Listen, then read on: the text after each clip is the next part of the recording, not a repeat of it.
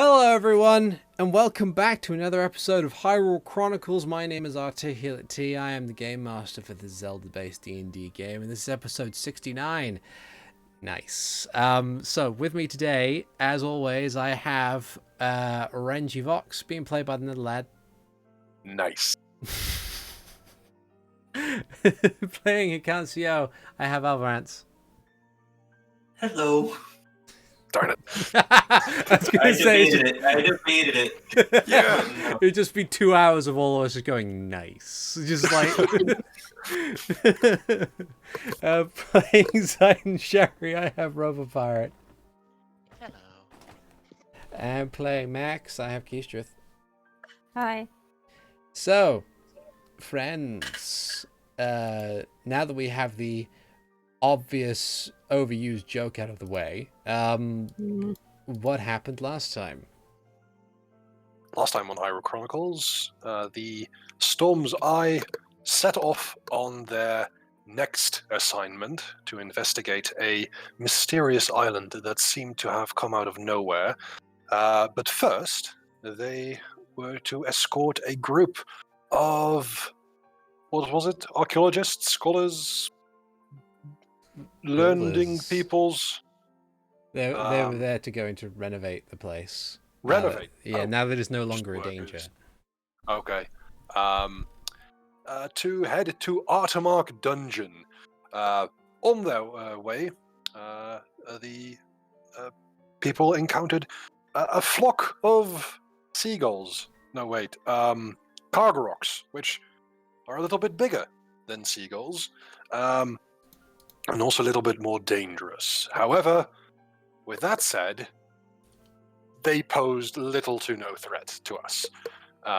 With the help of some well-aimed spells and a magical sun sword that goes...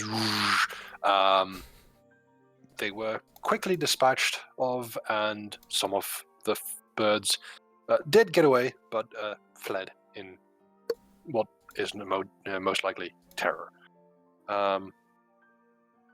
After that, there was a nice night of introspection and contemplation and emotional bonding, and that is where we left off. Indeed. So, we rejoin our heroes, having just had a nice long rest, and waking up within the ruins, or within the ruined areas of Artemark, or the Artemark estate, a place that had once contained a dangerous and trap-filled dungeon of sorts that they have cleared out a while ago. Having fulfilled the obligation to escort a group of contracted workers hired by Fontsworth, now that the Artemark estate has been made safe, in order to renovate it and put it up for resale.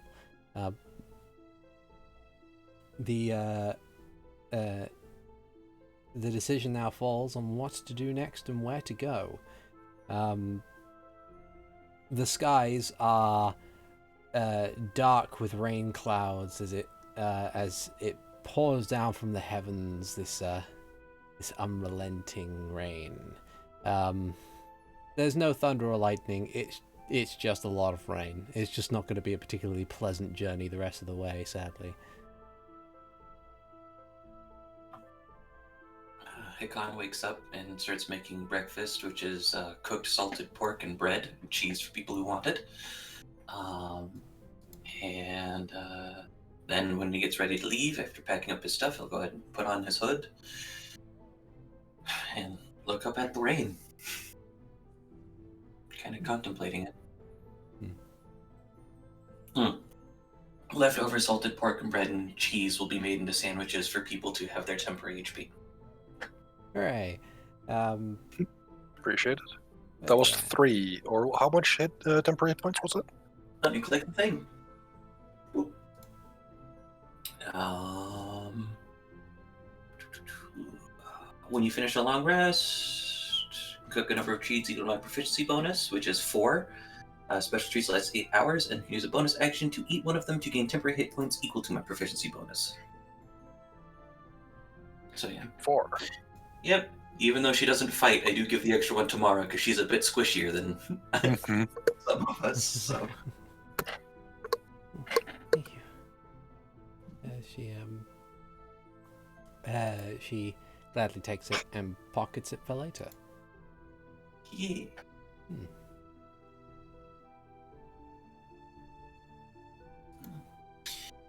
Okay. I think we wanted to head straight to Sarcossa from here, right?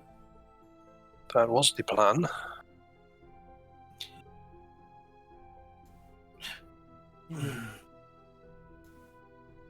Oh, I should have asked last night.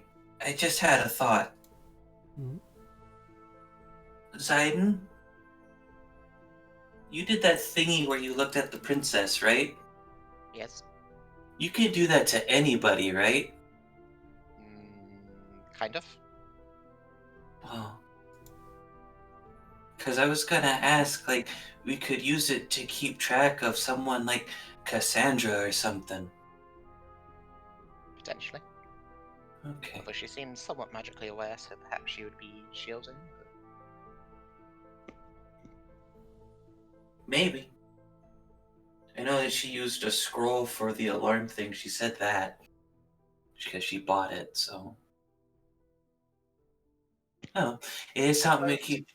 Oh, go I ahead. suppose given pretty much no one else in Castletown was able to do the spell, she wouldn't have put that much preparation against it. And again, it is maybe worthwhile to try and see if she has those defenses. Shall we try that? Did we just have a long rest? Yeah. Then I suppose we could try that now. If oh wait, Yeah, or tonight I've or lost, something. I've lost track of where we were. Was I still doing the plan of, or had I already done the looking over the mountain? I don't think you've done the Death Mountain one yet. Alright. So, I had the plan of using scrying this time not on the princess, but on basically the air above the tower, because that way it cannot fail, and it allows me to just look around the area and from that high up almost certain confirm where in the land it is. Okay. If Zayden will suggest this to his compatriots in case they have any better idea. I think that one's a bit more important than my idea.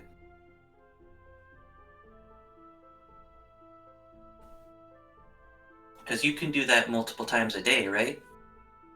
No. Once Oh. a day. Okay. You have my solitary spell slot for that level. Sending, I'm thinking of, that's a 3rd level spell. My bad. I don't get sending, I'm a druid. Well then, if no one has any objections, in the morning Zayden will enact plan Eagle Eye. Okay. So, after waking up from your long rest and being fully prepared and everything, you situate yourself in a nice, comfy, dry spot, as much as one can find within these current surroundings, and you cast your spell and reach out your mind towards the area near where you found this tower beforehand. After a few moments, your senses are sent forth to this particular area, and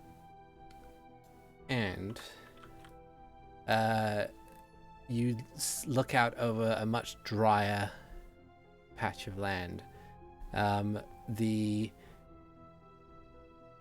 dark stone around this tower rises up sharply into a much taller mountain range. You move your eye further and further up to get much more of a view, and before long you do find that that you can see somewhere to the north the plumes of dark smoke that could only be coming from the volcano that is Death Mountain.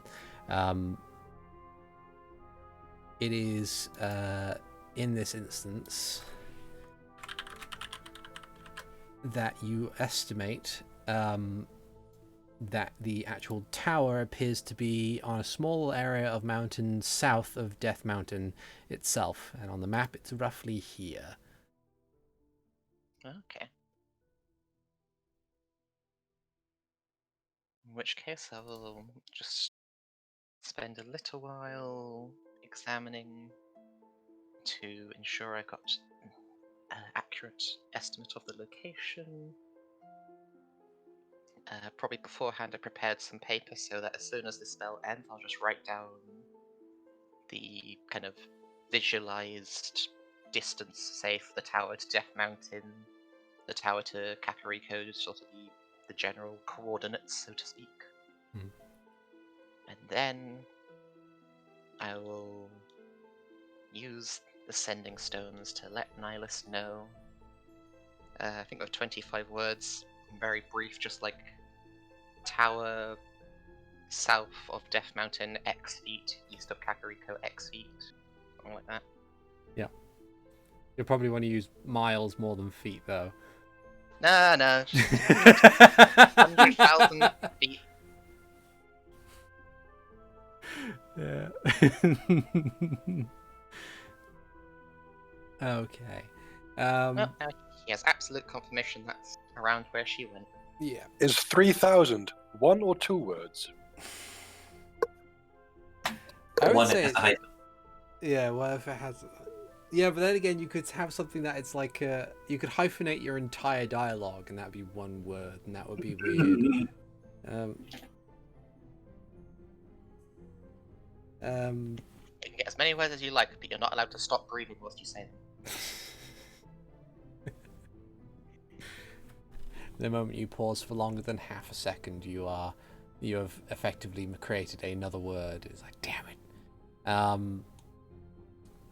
But yeah, you send the message. After a few moments, he basically gives kind of a curt sort of professional sort of confirmed, heading there now. Will report back soon. Luckily for Renji's sake, I didn't go with the other part of the plan. Yeah. Yeah. Next time.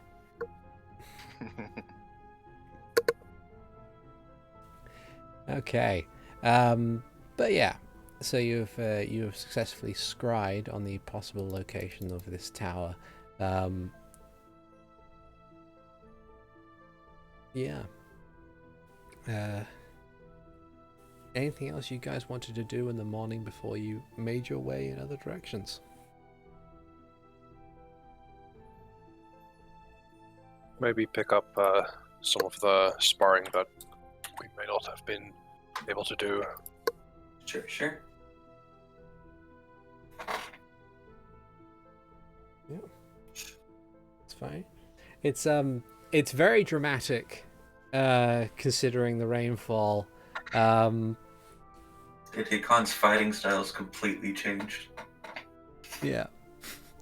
That bit no Just- doubt catches you off guard, Renji. Mhm. Yeah. Also, the fact that when we start sparring and we look each other in the eye, these black vertical bars appear, and it's all cinematic and stuff. Try horizontal. Why is this scene so much better animated than the rest of the show? Yeah. That's yeah. I mean, we had to blow our budget on some episode. Might as well be this one. Tyrina arm wrestle is what our budget was blown on.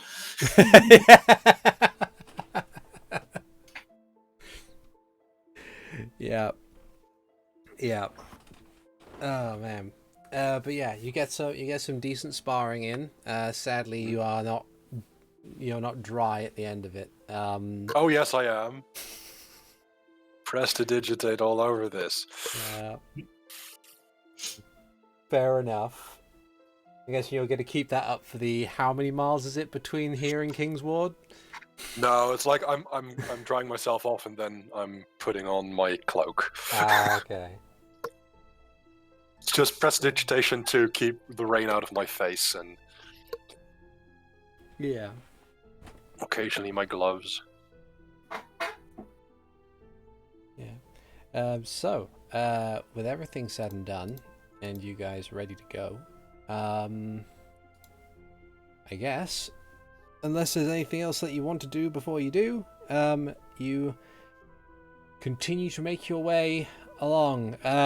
The builders themselves are aware that, you're not expected to stick around for the entire time that they're fixing this stuff. There'll be more guards and probably more things on the way later, but right now they're here safely and will just begin surveying the place.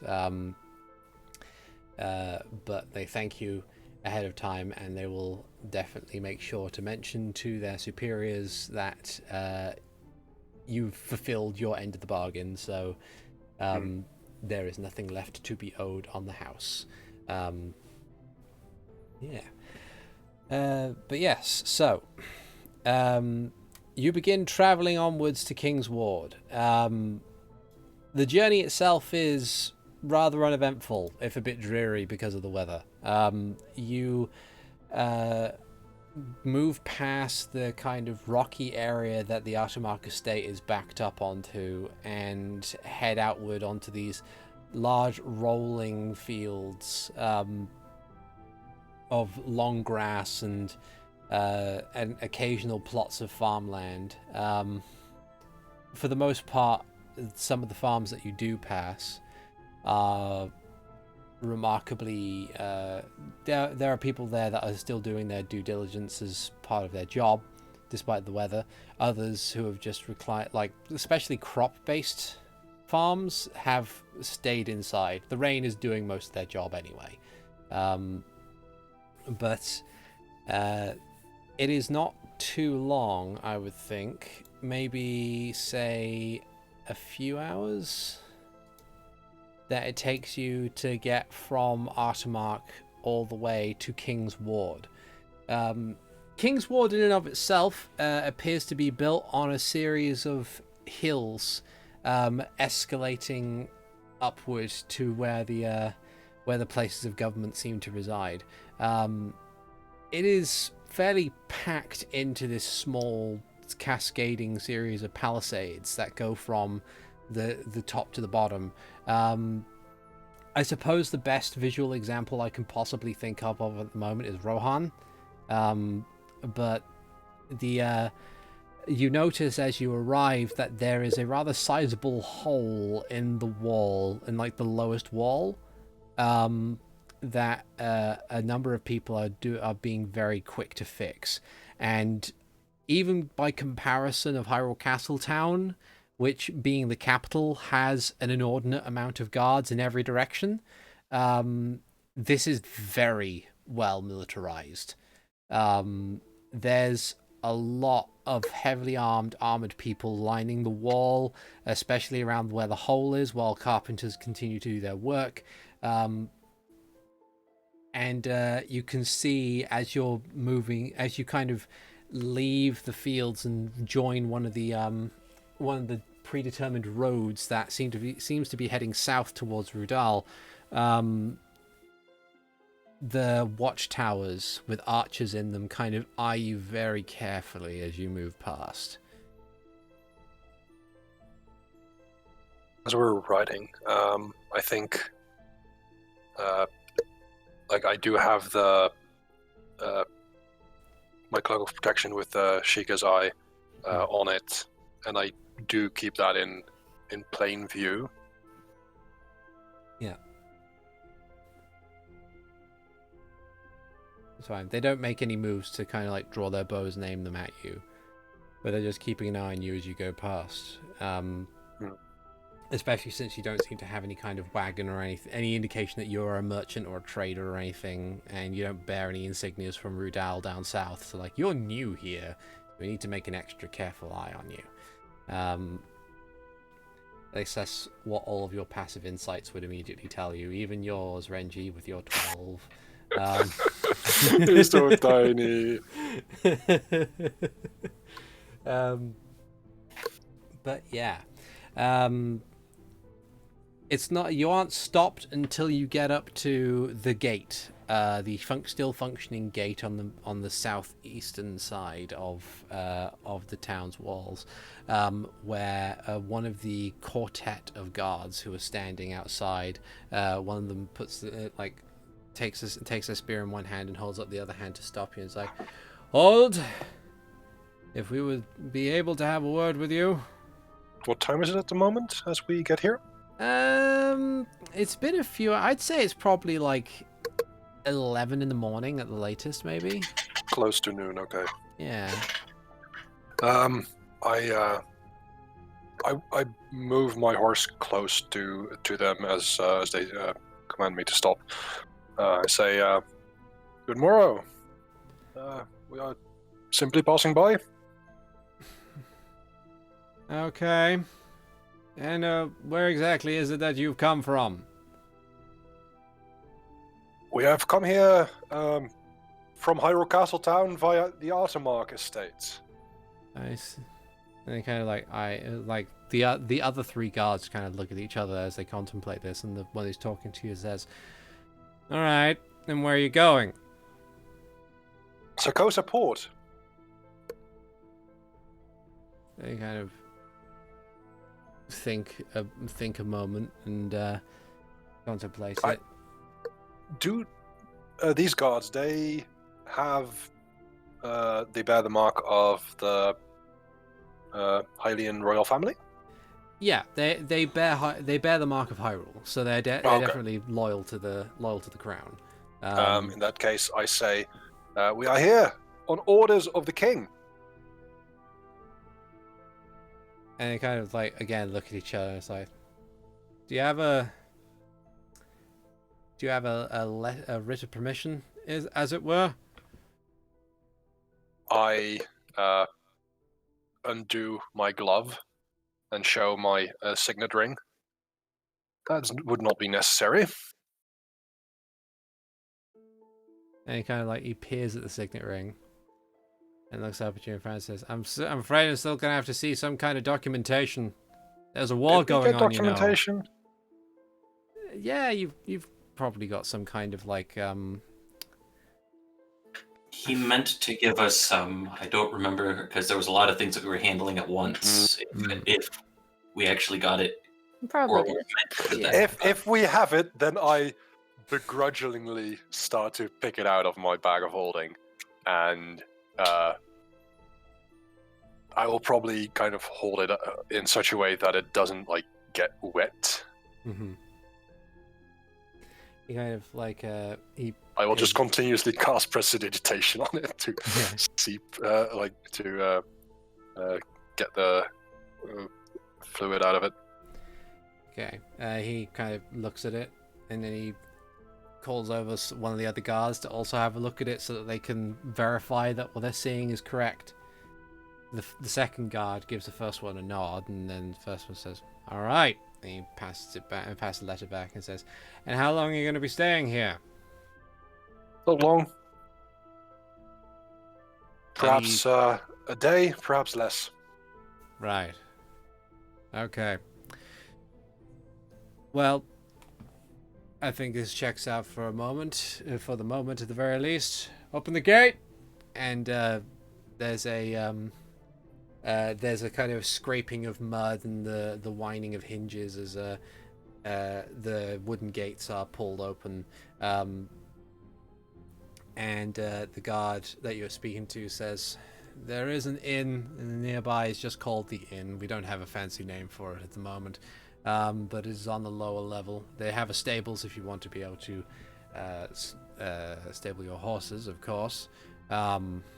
If you're heading towards Sarcossa, I would suggest possibly taking the northeast gate as opposed to the northwest one right now. It is unfortunately also under repairs.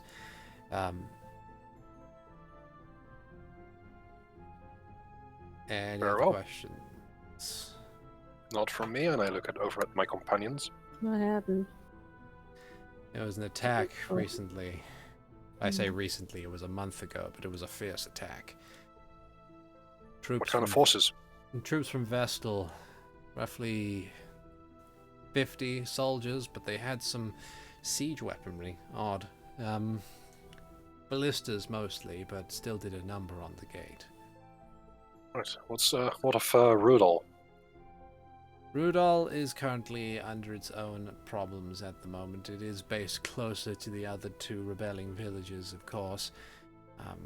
We do trade with them on a constant occasion, but it seems that they do not have forces to spare, and unfortunately neither do we.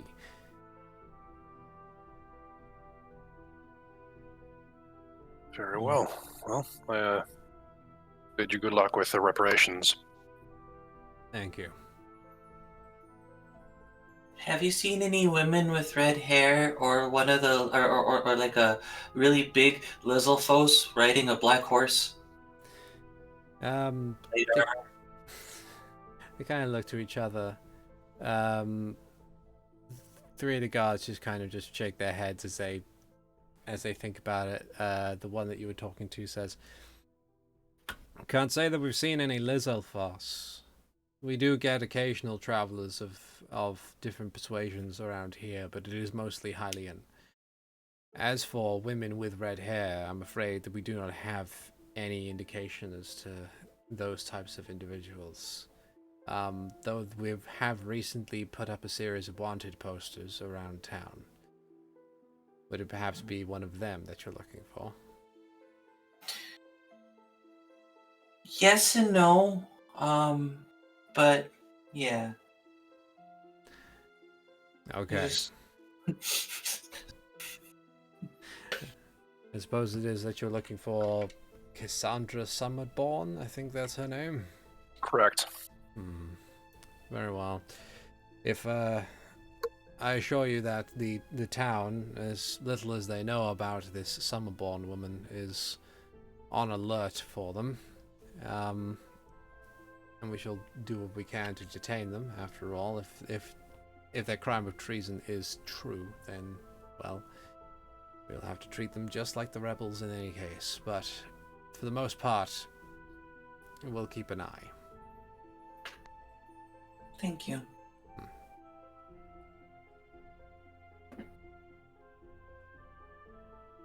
And the guards kind of just, if you have no more questions, they step out the way and allow you to pass in. We do so. Okay. Alright.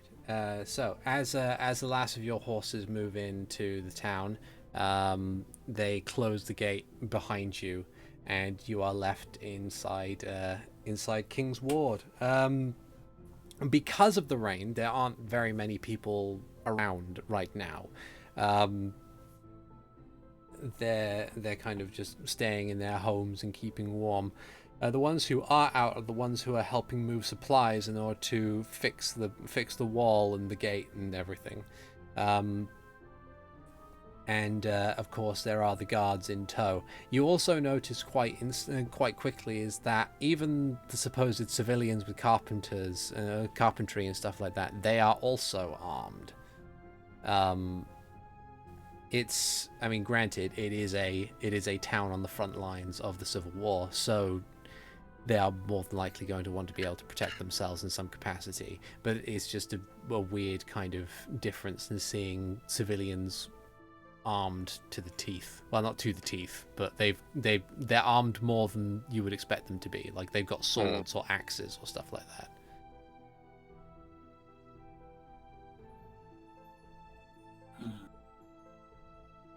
So it's basically that village from Hot Fuzz. Yeah, pretty much. Okay. I forget the quotes, but... Farmers and their mums go guns around here. Is that farmers and Farmer's mums. Thank you. Oh dear. Oh dear. It's the best film. It is the best film. But yeah. So, as you are now in Kingsward, is there anything you wanted to do here, or did you just want to rest for a bit before continuing on to Sarcossa?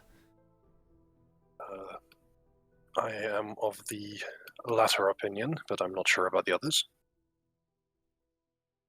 Can't think of anything that we would be able to do in Kingsward that they're not already taking a look out for. Mm-hmm.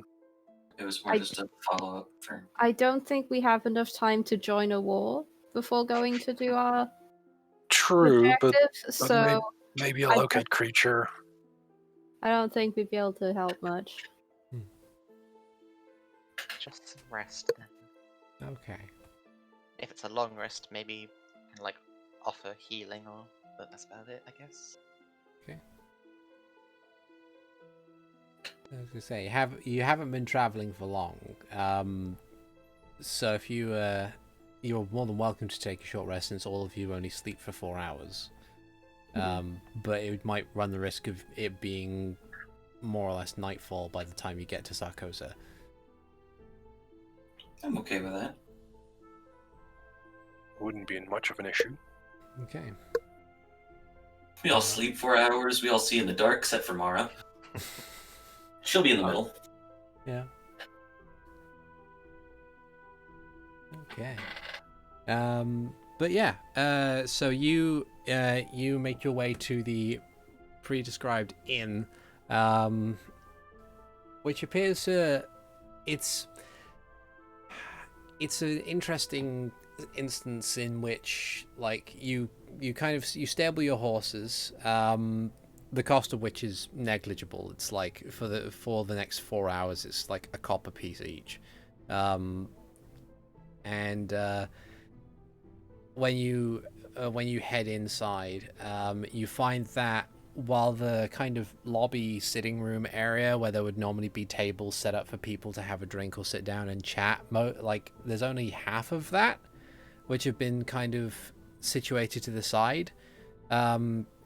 The rest of the lobby has been filled with makeshift cots, and you can see a couple of people who are like having their wounds tended to, and you see a couple of people who are moving around, just kind of being doctors as best they can, or medics at the very least.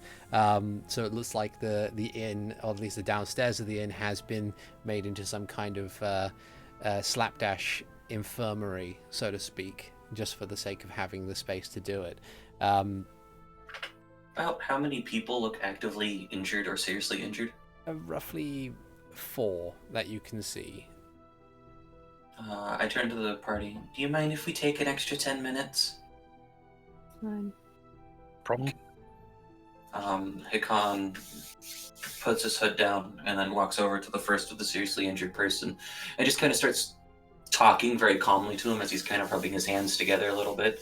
And opposite to what happened yesterday, a glow kind of surrounds his hands as he kind of puts his hands over the injury, talking to him, and end of the end. Yeah. He says that the he kind of joins you in the conversation as you use your key in order to mend these wounds. You can see that the wound itself appears to be a very big, sort of almost like a hole that goes through his right shoulder to the other side. But as you kind of use your key, it begins to heal a lot faster. You kind of take a peek under the bandage, and you see that he's got some ways to go, and there'll be some scarring, but at the very least, it's made it much easier. And through the conversation that you have with him, the interesting thing is that the way he explains it is that, judging from the wound itself and from his own account, the actual wound doesn't appear like he. It looks like it would have been made by a spear. But the way he tells it, he was shot with an arrow. That's a big arrow.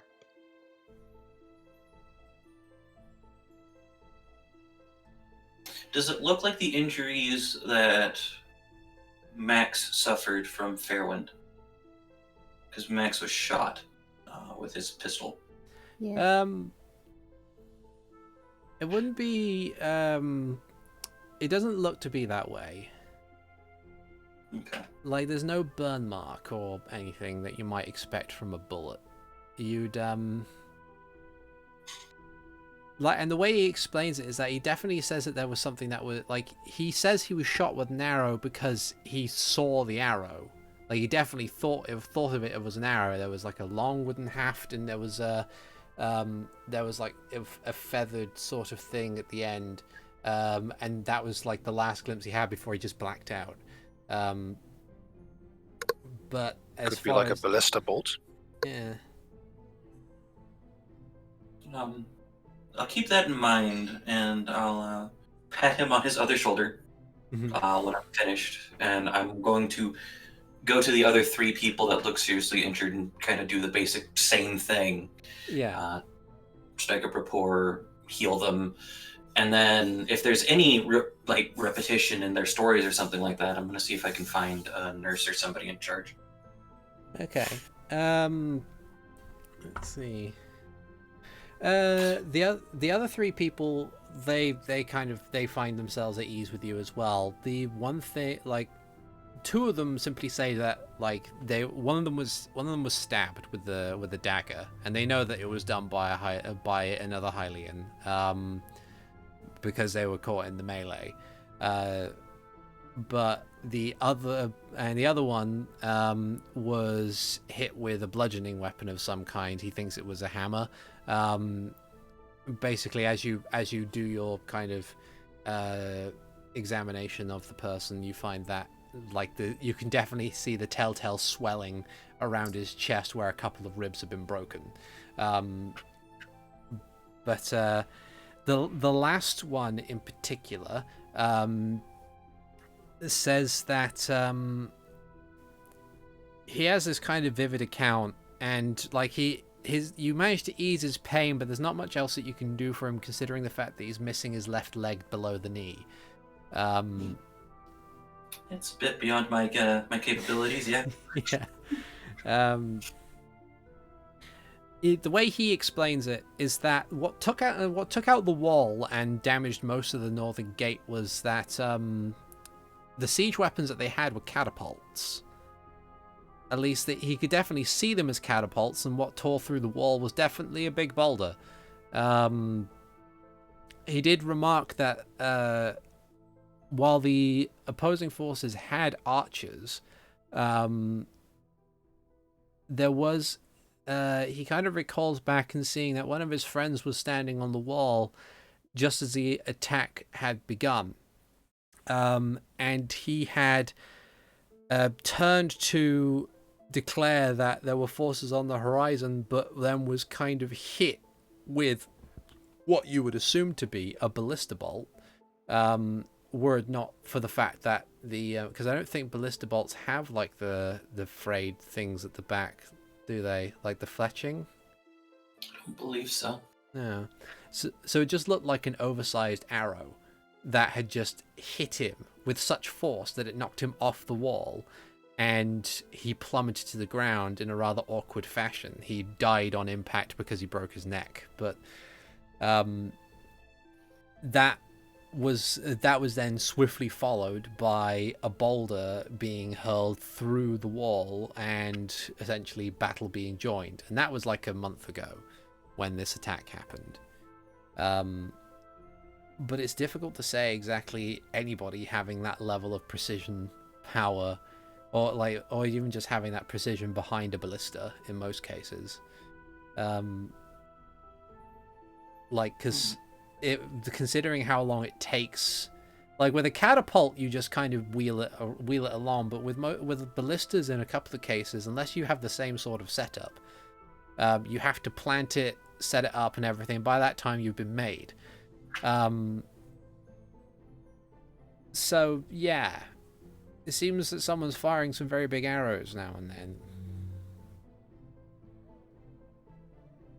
And I would ask the nurses or anything, like if they're willing to, if they have any of these arrows that these people were hit with. Let's see. They explain that they haven't really kept it around because with the ones that have had it jammed into them, they have basically had to break off one end and then pull through on the other side. So they don't have one that's in one piece. And shortly afterwards, most of them have been used for like either firewood or just scrap wood that they can use in other manners. But they might have to have a look around and see if they can find something. It's okay. I was just curious if you had one. Thank you, though. That's okay. Yeah.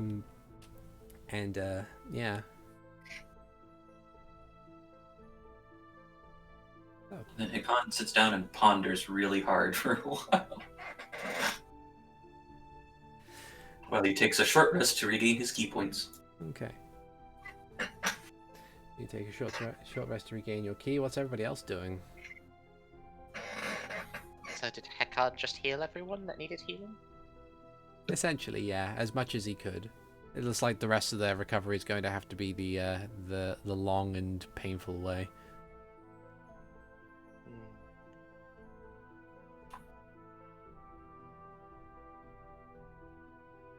You can now use your spell slots for other things. How many good berries do they need?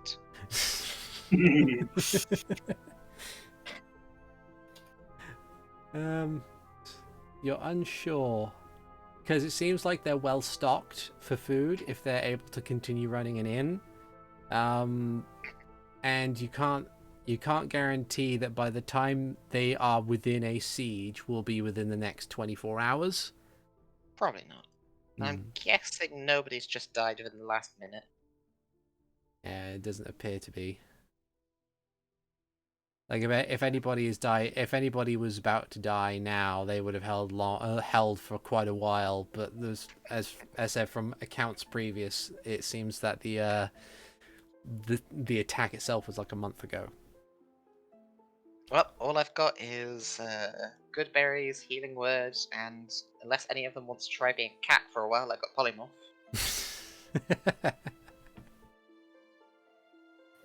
Maybe give them morale, I don't know. Yeah.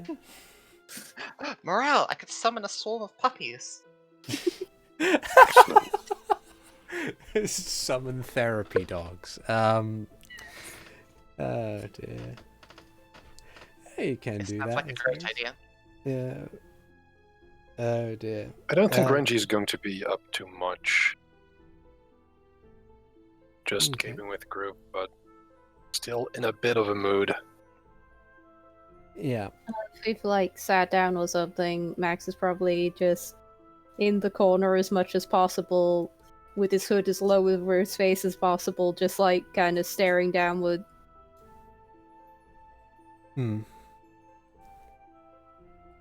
Okay.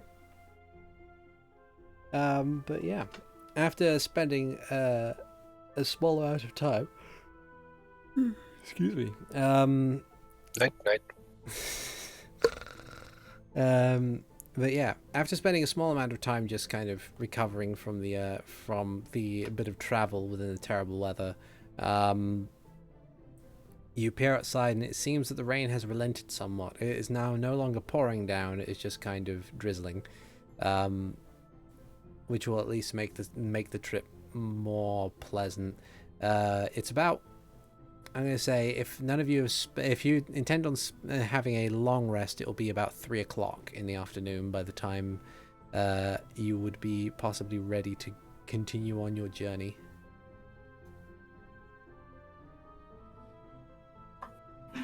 I think we could make it to Sarcossa, alright?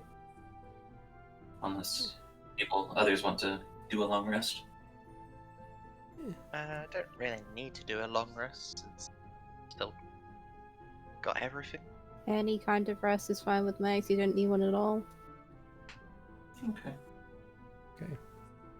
Guess we'll just keep going with just the short rest then. Okay. So after about 20 minutes or so, you find yourself kind of relaxed enough. You pack your things, you retrieve your horses, and as directed by the guard at the gate, you make your way out of the northeastern gate in order to continue onwards to Sarcossa. Were you planning on going straight towards Sarcossa, or getting to the road and then going along the road the rest of the way? How much time do we lose, like, as if we're not on the road? Not much. It's mainly having to. If you were to try and go straight there, it's mainly this hill that you have to try and traverse around, around or across or something. In that case, I'm thinking it might as well be better to just go straight up and then follow the road. Especially because we have to go out of the northeastern gate anyway. Yeah. Okay. All right. So, you depart from the northeastern gate and you continue on your way. You head immediately northwards, find the road once again, and within a few hours, say it's about 2:30 in the afternoon by the time you arrive at Sarcossa. The weather continues to improve to the point where by the time you get there, it is no longer raining. Huzzah! Yeah. And unlike King's Ward, when you manage to get to Sarcossa itself, the guards kind of just give you a nod as you move inwards in order to into the actual port town proper. It's all looking around. It is almost like you have never left. The place is pleasant enough. People are kind of just, now that the rain has stopped, people are going about their business. It's very busy along the main thoroughfare that heads down towards the docks. You can tell that the bright spirits of dealing with the previous problems that plagued Sarcossa under the terror that was Richard Fairwind has now very much abated. There is no more talk of any kind of significant problem or any kind of monster or anything that seems to be terrorizing the town. No one's talking in hushed tones or looking over their shoulder. It's just pleasant. I think there are two places we need to visit first. One is to check in with Meatania. And secondly, I want to know if our friend and business partner has kept his word. Oh dear. Indeed. Okay, so where do you want to go first?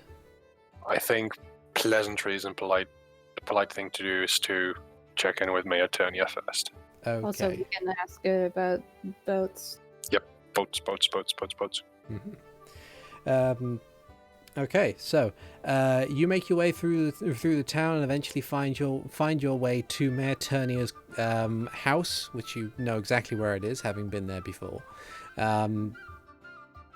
As you head up to the house itself, the guard at the front kind of stands to attention and looks at you, raises a hand to almost say, "Hang on a second, can I ask your business?"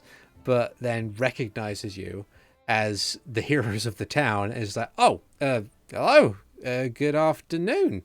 It's interesting to see you guys here. Are you hoping to speak with the mayor?" If that's possible, yes. Oh, well, and one moment, please. Just turns around and tong, tong, tong, tong, tong. After a few moments, the door opens and you see Mayor Turnia, who's leaning on her cane, looks out and says, "Ah, hello. It's good to see you all again. Welcome back to Sarcossa. It's been a while. It has. Yes. How's the city faring?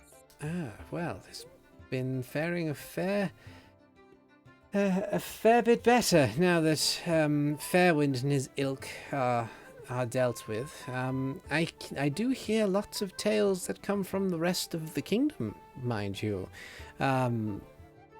You've been rather busy, haven't you? Indeed, we have. Well, no use waiting out there in the damp. Please come on in. If you wish to have any kind of discussion, then feel free to come in and make yourselves comfortable. And she turns around and kind of heads back inside.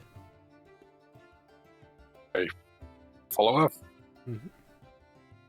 And I do hold the door open for the others to come in and then close it. Okay. She leads you into her living room. Not much has really changed since you arrived there, or since the last time you guys were there. She sits down in a nice big wingback chair, having fetched a tray of tea, places it on the table and says, "Now, how might I be of assistance to you today?" Well, we're not here for just pleasantries, although it is good to see you again. Mhm. We are investigating rumors of a mysterious island that has seemingly popped up yet again. It may have been here earlier. Mysterious island, you say? Have you heard such rumors? Oh, well, it is a port town, and pirates are rather fanciful whenever they turn up. I'm sure that, given your status as mayor, you are able to discern what is true and what is not. Well, it has been a rather long time since I have been out on the seas. There could be a number of things that have become true or not, especially considering the what we've just experienced seemed beyond understanding in certain cases. But sometimes there is an element of truth to it, but it comes in lots of different fashions. Sometimes rumors of a mysterious island that might hold treasure or some such is either found to be completely untrue, or true but not as exciting, or true but far too dangerous not to have a look. There's a number of things that could be in that specific direction. We're looking for the one that's dangerous. I see. Very well. Well, nothing has been strictly brought to my attention, at least in that regard. Not ones that have stood out beyond the rest of the other rumors that have called young and excitable people to their potential doom out on the high seas. Mara kind of just chimes in and says, well, it's something that we believe has been there for a while. It's just not on any charters or maps. And Attorney says, I see that old chestnut. Well,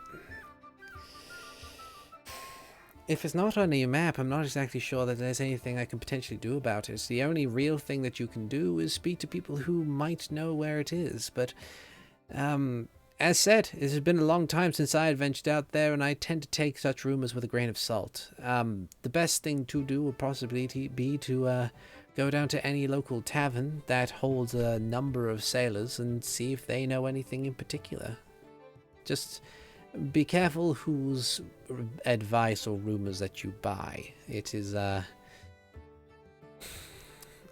it can be somewhat conflicting.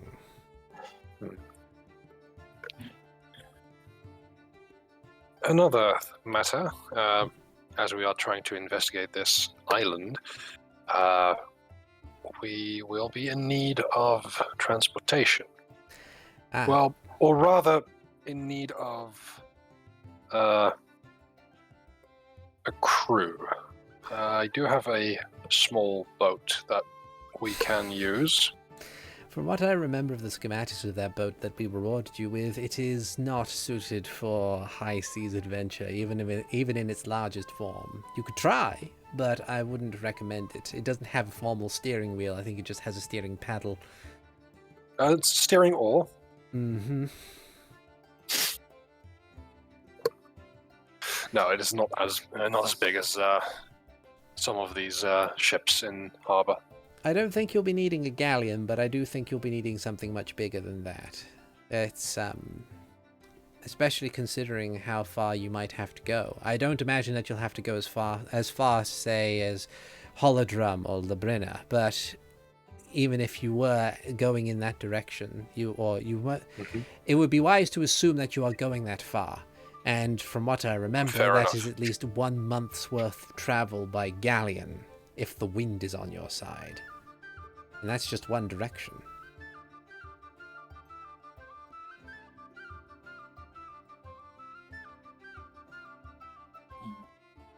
So what I'm saying is you're going to need something big enough to carry enough supplies for a month, potentially. You're saying we're going to need a bigger boat. Yes, you're going to need a bigger boat.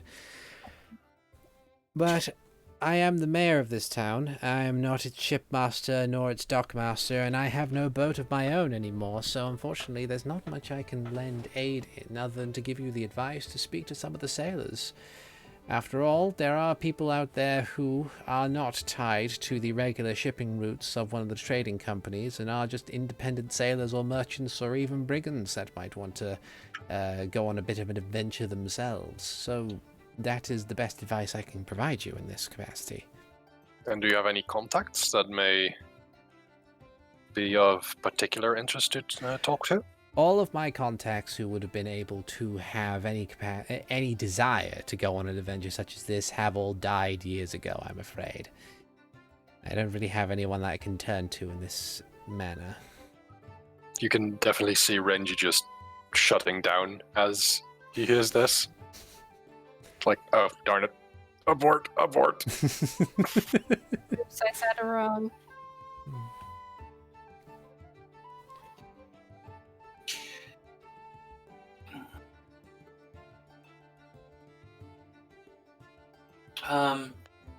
I do have a couple of questions, one kind of related, one not related.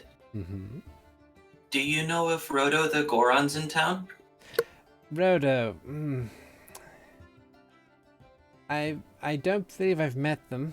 I have heard some aspects of them. Poor fellow, always being bullied in some way, shape, or form by some of the sailors because of his inability to swim. But I do not know if he is specifically in town right now, but he stops by often enough. Okay. And then the other one is not related. Have you seen any women with red hair or a tall-looking Lizzlefoss with riding a black horse in plate armor?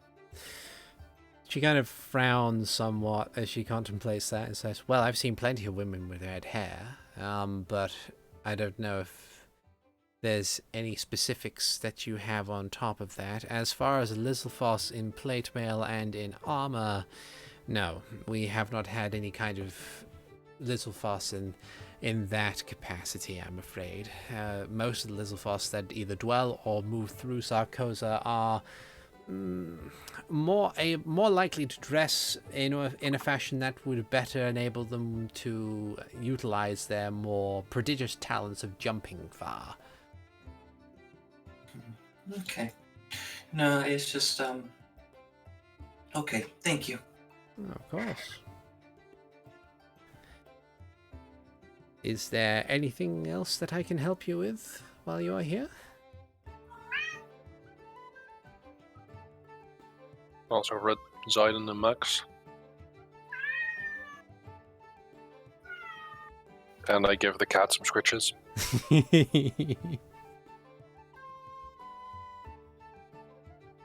Max just shrugs. I'm fine. Okay. In that case, I do not wish to inconvenience you any longer, Mayor. But thank you for your time and for welcoming us into your home once more. Oh, not a problem. Thank you for visiting. I do wish you luck on your ventures to find this island of yours. And do be careful, of course. As capable as I have seen all of you be, I don't believe that I don't believe I would be foolish enough to assume that any danger would be could be conquered by you, and it would be foolhardy for you to go into places unprepared. We've been in enough scrapes to know that there's risk involved. Of course. Very well. If that is the case, I shall allow you to carry on your investigations. Do take care. On the way out, give her a day-old pastry, and You'll gladly take it. Okay. Yeah. Okay. So you all file out of Mayor Turnia's home. Where do you guys head next? Flamgo? Sure. he's Flamgo. yeah, he's near the docks, so we can stop there first and then go look for a boat. All right. You make your way out to the line of estates that are used by the various trading companies. You stop off at what was once the Fairwind Trading Company building, and you can see that all the signage has been haphazardly replaced with Flamgo's Fabulous Pet Shop signs. Is there any wares on display? Is there a doggy in the window? There doesn't appear to be a pet in the window. There's a sign above the door that has the full name of it. There's the swinging kind of emblem sign that all the trading companies have. That's just been replaced with a crude artist depiction of a flamingo wizrobe giving a thumbs up. But you can definitely hear from outside a number of noises that indicate that there are lots of animals in there.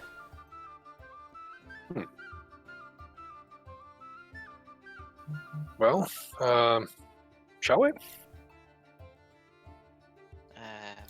Before that, Zayden will ritual cast Speak with Animals. That way we can interview the animals to see how he's doing. So we're waiting there 10 minutes on the front, on the doorstep. It will Yes. also determine where he is with people hanging around outside his door. Mm-hmm. Yeah. So you ritual cast Speak with Animals, and you head inside. There's a ding, ling, ling, ling, ling, ling. Unlike the previous ramshackle places that Flamgo has set up shop, which have more or less been the exact same somewhat demi-plane sort of arrangement that he's made, it appears that he hasn't done anything to change much of this place. As you kind of head in, you hear like a couple of barks from dogs and squeaks from parrots, and all the different kind of noises of animals from all different things, all the way up through all 3 floors of the building. And I know exactly what all of them are saying. Yeah, it's a mishmash of chatter. None of it seems to be in any kind of despair. It's a mix of like, hi, how are you? What's going on? Hey, what's this? Where are you? Who are these people? This is awesome. It's like different kind of like.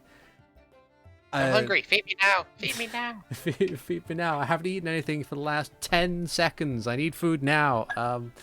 It's a. It's my entire body weight yet today. Feed me, Seymour. Oh dear. And as the door closes behind you, much in the same fashion as he always does, there's a poof as the cloud appears before you at like the top of the stairs. And he's like holds his hands up and says, "Welcome to Flamgo's." Oh, it's you. Hello. Hello. Things are looking good. He kind of like totters down the stairs a little to kind of meet you on the same level, as he looks over and says, "Ah, yes. Now I have done my darndest to make sure that there is no special animals as your request. I've mainly been stocking up on small animals that are easily and safely used for pets and things by people of various levels. Over in that direction we have some dogs, in that direction we have some cats, there's some birds upstairs, and we have some larger, somewhat livestock style animals in the back garden for giving them enough room to move around. Yes, it's been rather pleasant. In all honesty, there's a nice view out the front, and there's plenty of people around here who do enjoy having a pet every so often. We do get a lot of sailors coming in asking for some kind of some kind of cat to deal with the mice on their ship. Sometimes they'll just want a dog for companionship, or some of them would like to feed into the stereotype. Parrots are very popular, you see. It is strangely good to hear you're doing well. Oh, yes, your cat. 2 seconds.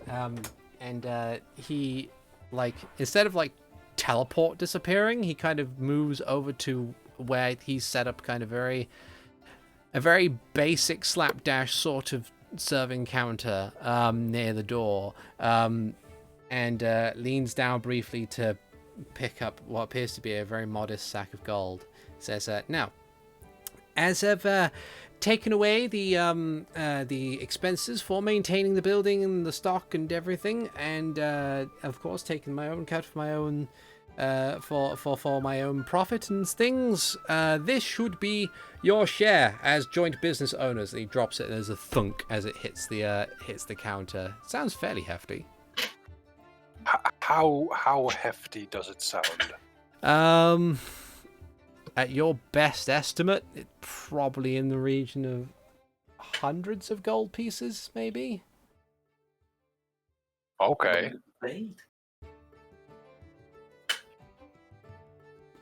Hundreds of coins. Well, the thunk also would be weight, so it's probably gold pieces. Yeah. Fair. I like... Renji has a very high passive perception, so if he hears it as gold pieces, then that's fair enough. I look over at Flamgo and say, how's everyone else like in the city treating you? Well, it's difficult to say. At first, they were a bit surprised to see a Wizrobe going around and offering pets and stuff. The lady at the general store seemed rather enamored with the fact that there would be a pet shop now. I think they were very attached to their pig, you see. But otherwise, it took some getting used to. But I think people have just accepted that I'm here now. I mean, I guess in some way, shape, or form, Sarcossa is a very transient place. There's lots of people going in and out as needs be from all over the world. So I suppose they might have seen something perhaps stranger in my time here. That's fair enough.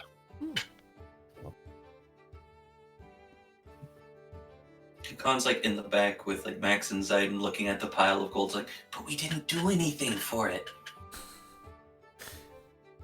Or the bag. It's like, but I don't understand. I was told that we do stuff to get gold. I'm just as stupid as you are. I look over at the gold and say, do you have any ideas for an investment? He kind of he takes in a breath to respond and then pauses as he thinks about it and says, "What do you mean?"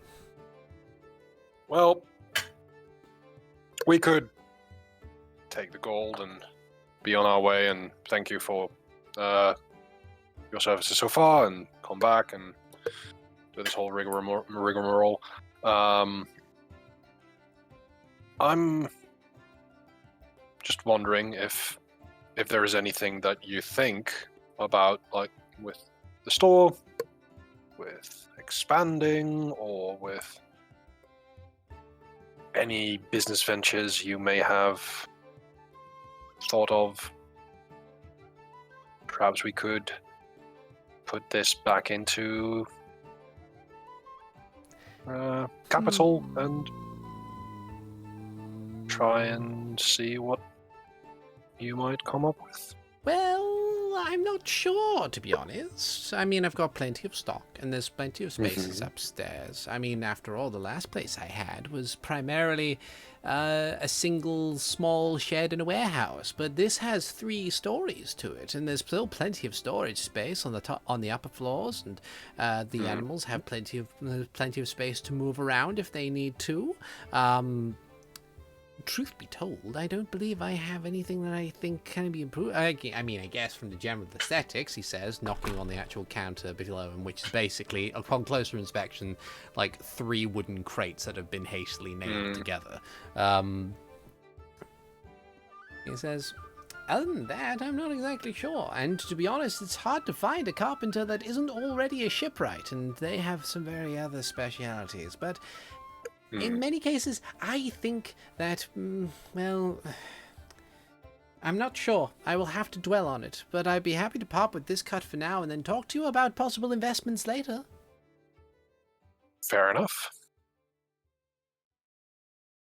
I'm strangely glad to see you doing this well. It's nice of you to say. Honestly, it's been, as said, I hadn't really had much of an interaction with the cartel beyond them providing me with some instructions on what to do.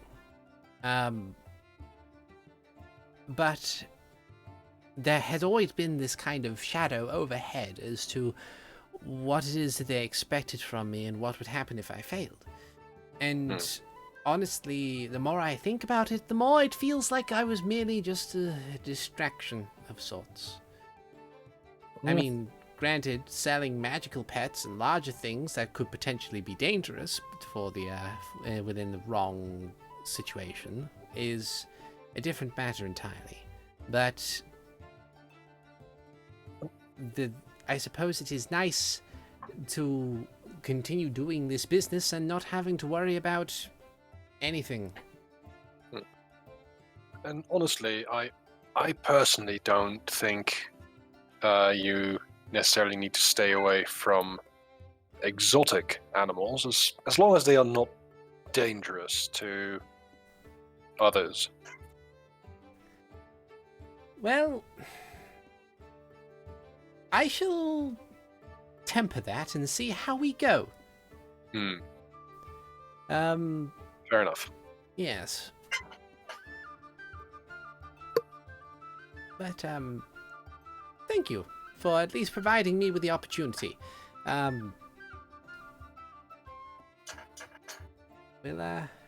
Yes. Then I take the bag of gold. Uh-huh. I will nod my head to him, say, I wish you well in for future endeavors. Yes, I wish you well too. And Thank you very much. Thank you for stopping by. It was lovely to see you. Good to see you too. And I have this weird look on my face as I realize what I've just said.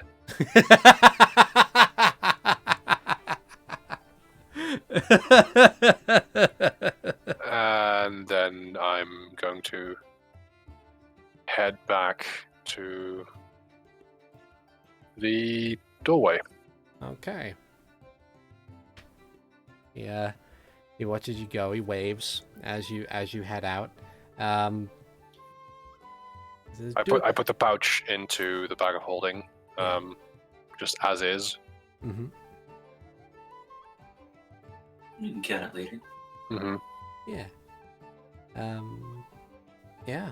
And you head out of Flamgo's shop. And back into Sarcossa. What do you plan on doing now? Get shit. I forgot the name of the bar that is on the docks, where we first looked to see if it was a place to stay before we decided. No, let's go check out Cashews, or not Cashews. The other one that the other deck runs. Yeah. The Crow's Lament is probably the place that you're looking for. Yeah, that's it. Yeah. So. I also forgot the name of the deco scrub who runs the inn. It's a plant pun. They're all plant puns. They are I all know, plant puns. but I forgot them. I might have deleted it because it was like, we're out of Sarcossa. I won't need this for a while. We won't be coming back here. I think it's it might be episode because I was listening back on it to remind myself how Roto speaks, but it was I think it was episode 30 that you guys turn up in Sarcossa and go to that specific spot. 'Cause that's I kind of do want to see him. Yeah, that's where you meet Fairwind, but Thicket. Yep, Thicket, that's it. that's the one. Thicket. Yeah. So yeah. So the Crow's Lament is the one by the docks where all the rowdiness takes place, and it's run by a Rivazora named Murktooth. Yeah. Yeah. So, heading in that direction, much in the same way that it was when you first arrived there, everything seems to be rather loud and raucous, and as you get a bit closer, the glass on the window explodes as someone tumbles out of it. This rotund-looking Hylian man just kind of stands up and dusts himself off, doesn't seem to mind that he's cut in several places, and just drunkenly stumbles back in to rejoin whatever the hell is going on inside there. Like, as he steps in through the door, there's a raucous "Hey!" from like everyone inside. Hikan walks in, following the rotund Hylian. So you head in. You see that the place is in full swing. Just people chatting and shouting and laughing as they drink their drink, and Murktooth is just staring disappointedly at the now broken window again. And just you do manage to see Roto. He is the only Goron in the place, and he's currently situated by the bar, just kind of like enjoying a drink and watching all of this happen. Good, no one's giving him a hard time then. I peek back outside if no one else followed me. He's like, okay, he's here. The Goron's here. You could probably get some help. Because I know they weren't fans of it when we came last time. Max has decided to wait outside. Mara has also decided to wait outside. Oh, wow. Okay. Oh dear. So heading over, Rhoda looks over and he smiles, a big Goron smile, and says, "Oh hey, how you doing?" Oh, we're doing okay. Yeah. How are you doing? It's good to see people aren't giving you too much of a hard time. They know what's coming to them, huh? It's fine. But yeah, come here. He puts down his drinks and like holds out his hand for a hug. I, not having hugged a Goron before, foolishly go in for the hug.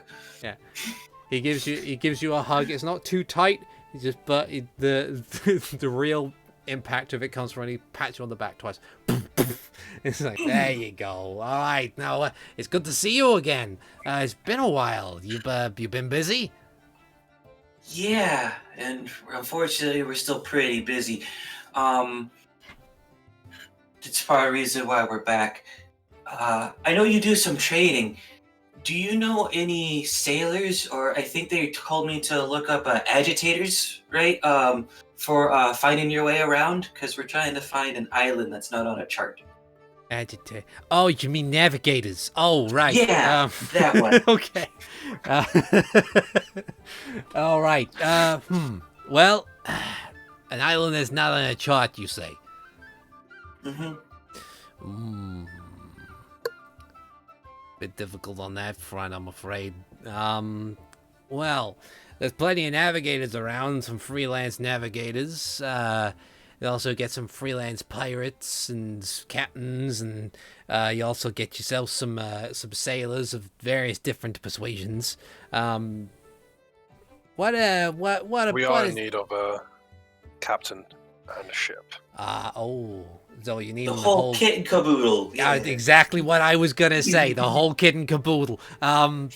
So that is a tall order, I suppose, in some way, shape, or form. Tell me what are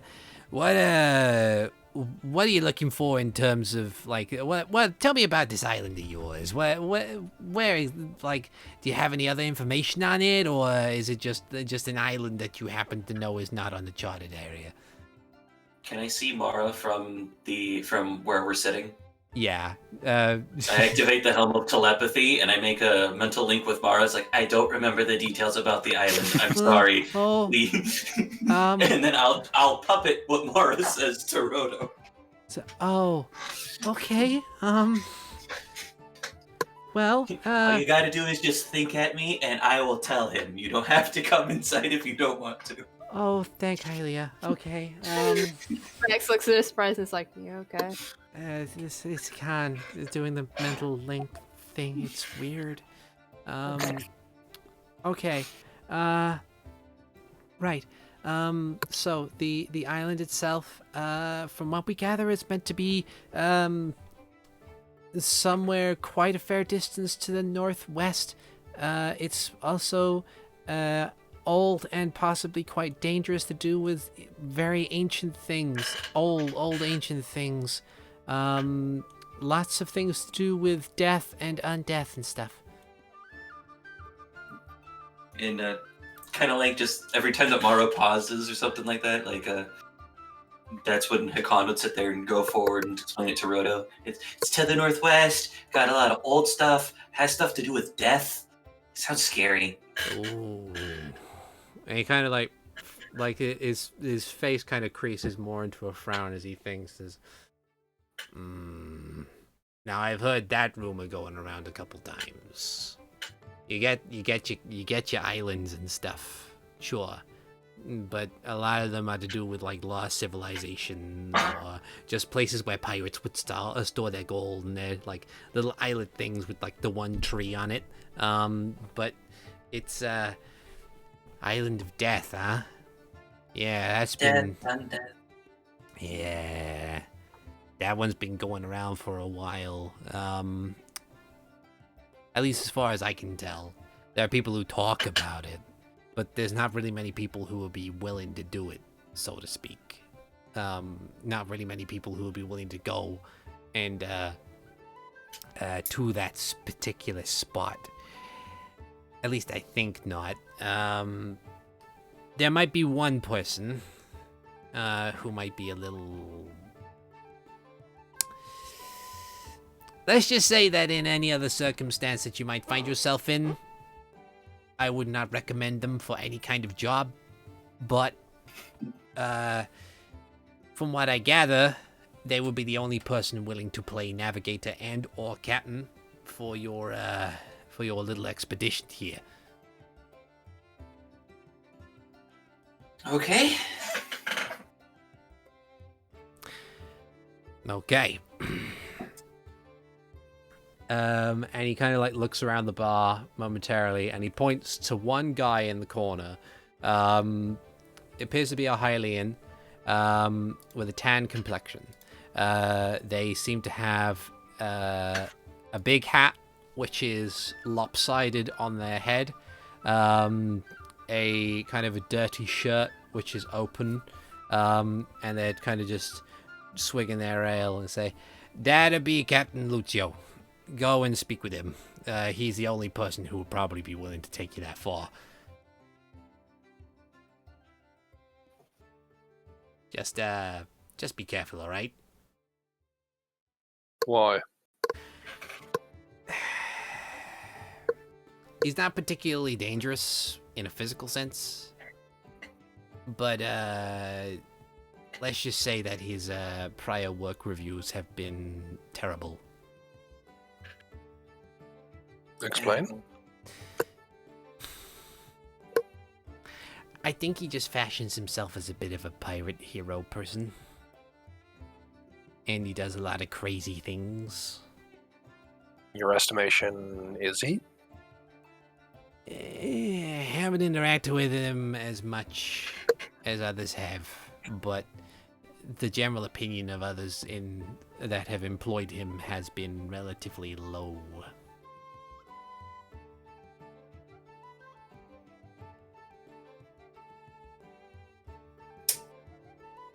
Meta knowledge wise, because I know what subclass of rogue Renji is, Hikan's just like fancies himself a pirate hero person, and I just imagine like Renji standing just behind him, and Hikan's eyes just widen just at every new adjective.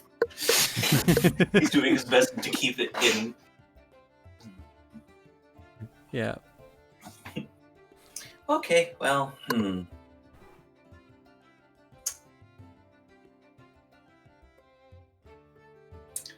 They're not gonna like it, are they, Renji?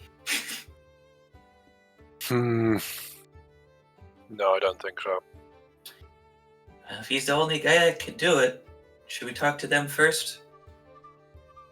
Yeah, might as well. Okay. Thank you, Rodo. Always happy to help out. What are you drinking? Oh, this? That'd be a standard Pharaon ale. Okay. Mr. Merktooth? And I give Merktooth. Merktooth just kind of like takes his eyes off the window and looks at you and says, "Yes." I pull out a gold piece, I put it on the bar for my buddy Rodo here. And then I turn around and walk out. Okay. He just kind of Follow Hikan, takes- kind of keeping an eye on Captain Lucio, and then leaving with Hikan. Okay. Merktooth will take the coin and give a nod. Rodo kind of just, cheers to you. You make your way over to Lucio. We're going to the party first, and then Oh, you're Lucio. going to the party first. Okay, so you make your way back outside. Mm-hmm. So, we got good news and bad news. Oh boy. Which would you like first?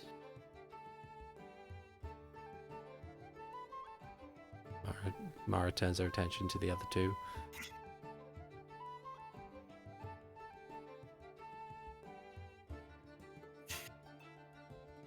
Which is more important?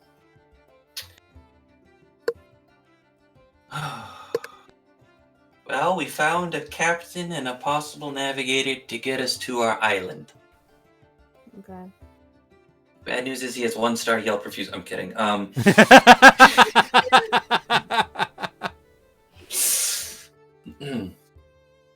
The bad news is, if it was any other type of job, Rodo wouldn't have recommended him, and he doesn't exactly have the greatest, what's the word? I look at Renji. Reputation. Yeah, that one. Apparently, he's not an easy man to work with, as far as I can tell. Huh. But apparently, he's also one of the few people who is, well, out there enough to maybe want to take on this job. Well, if he's our only choice, we choose him. Could you repeat that, please? If he's our only choice, then we choose him. Well, he's, as for now, the first choice. I'm guessing you haven't talked to him yet. No, we wanted to run it by you guys first. Hmm. We're a team, and Hikan smiles.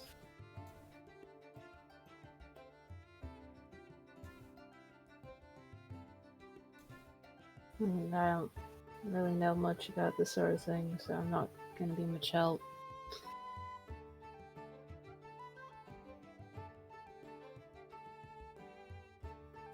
Well, yeah, I agree with Zayden. If he's currently our only choice, we need to at least talk to him first. Okay.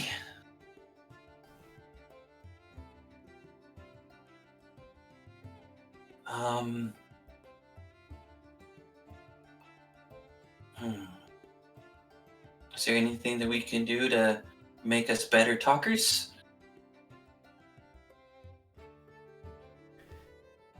No, Okay. did not prepare that. That's fair. That's the only way that I know how to ask in character. It's like there are very, very rare occasions where that spell is useful right now, so Mm-hmm. I knew we were going to a ball at one point, so I was like, I'll get that ready for Renji. Yeah. Because Renji will Again, need it. I won't. Much appreciated. Yeah, but then you were the life of the last ball. Yeah, and I didn't get the advantage for that.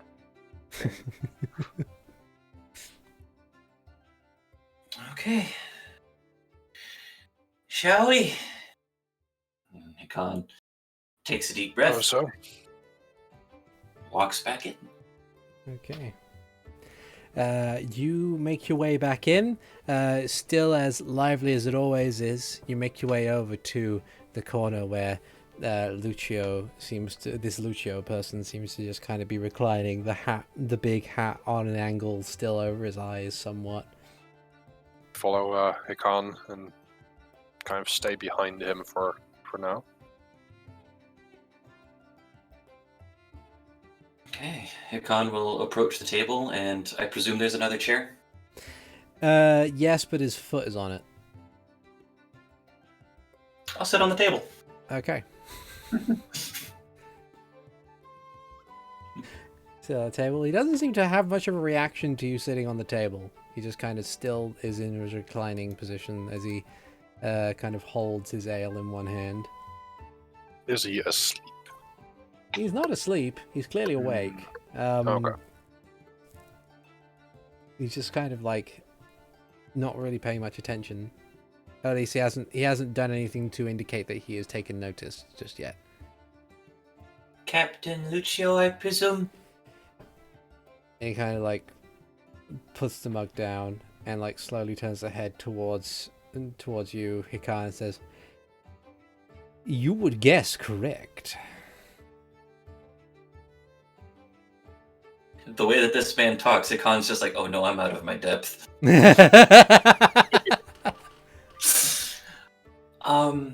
I hear you're a type of person that is willing to take us to that island of death that people have been talking about. Island of Death. Well, he kind of like tilts the hat up so he can see you properly. Hikan's sitting like cross-legged, like hands on his on his ankles on the table. Yeah.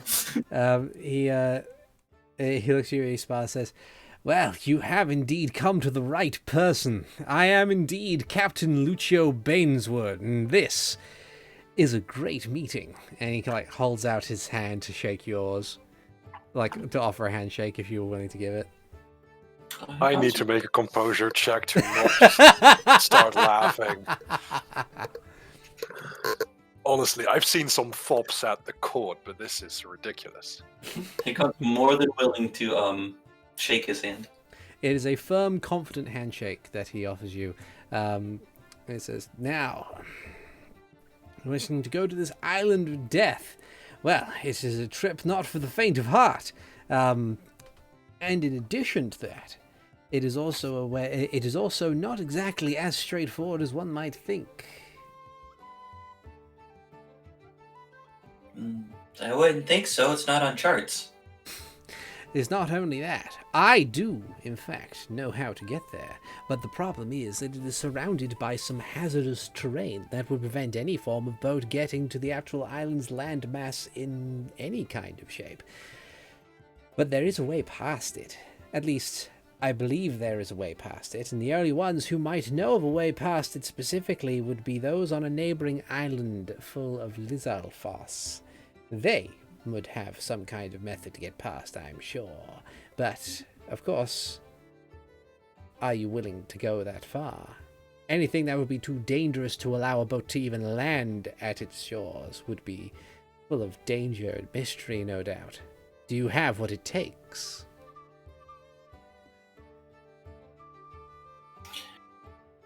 Hikan takes a look over at Renji and is like, well, I mean, we fought a Hydra, and we talked with a dragon, and we did the things in the sewer, and we helped Sarcossa get rid of the fog, and he just starts listing off the accomplishments, like not bragging, Yeah. but like sitting there and just does that sound like a good aspect of things? Preserved Hydra head.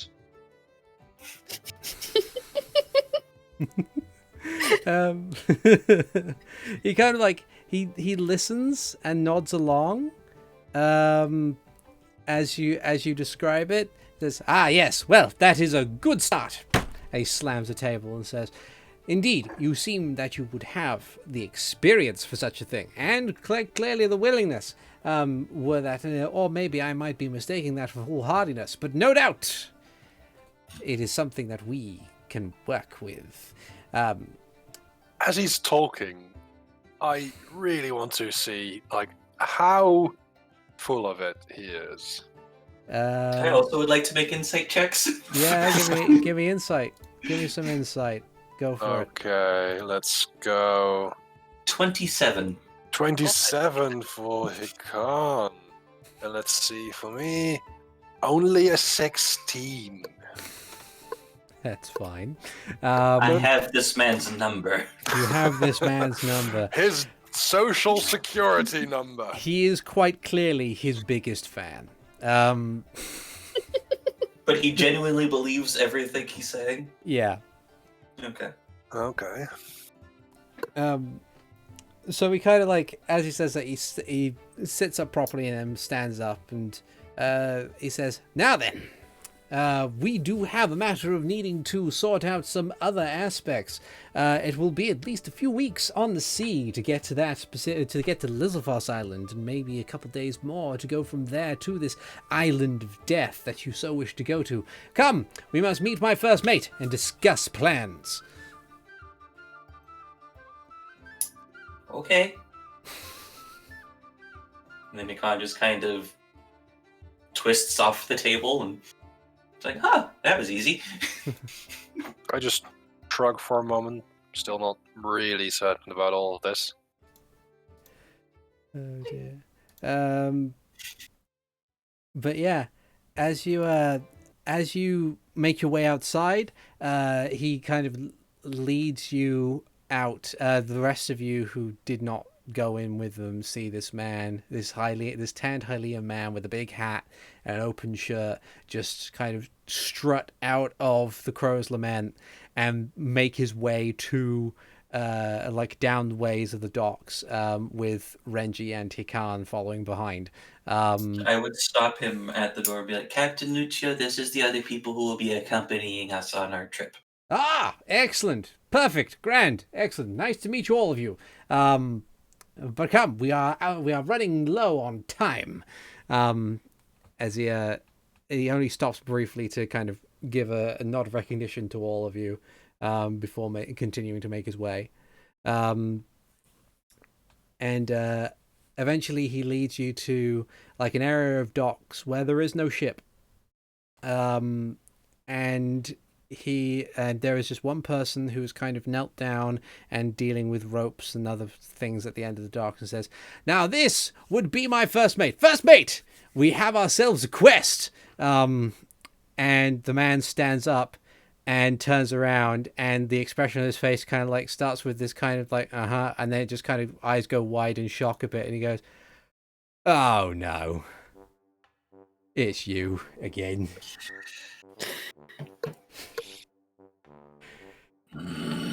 Hikan squints. I keep my hand on the hilt of aspiration. Max, Yes. I require a fish. That is the current force of the intimidation glare that Max is sending his way at 29. He like kind of like shrinks back a bit, and it's like Lucio goes, "No, come, no, it's perfect. Come, there's no way to treat our new clientele, is it?" And Bruno's like, I don't think you understand, sir. It's a bit of a different matter. Yeah, we've met. Now, before you do anything rash at all, he says, already hands up defensively. He said, I've been doing as I promised. I've been working on ships and stuff and starting a new life and things. And well, I'm a bit between jobs at the moment. And it's like, yes, he's taken up the valuable and exciting experience of being a part of my crew. And it's like, I don't. Could you dial it down just a bit for now, sir? We've met. You know, it kind of is fitting that we're going to the Island of Death. Yes. I guess we can finally finish the job. There's no. What happened the last time we met here? You said it was okay to get another job. I got another job. Yeah, but I mean, we've seen each other too many times now.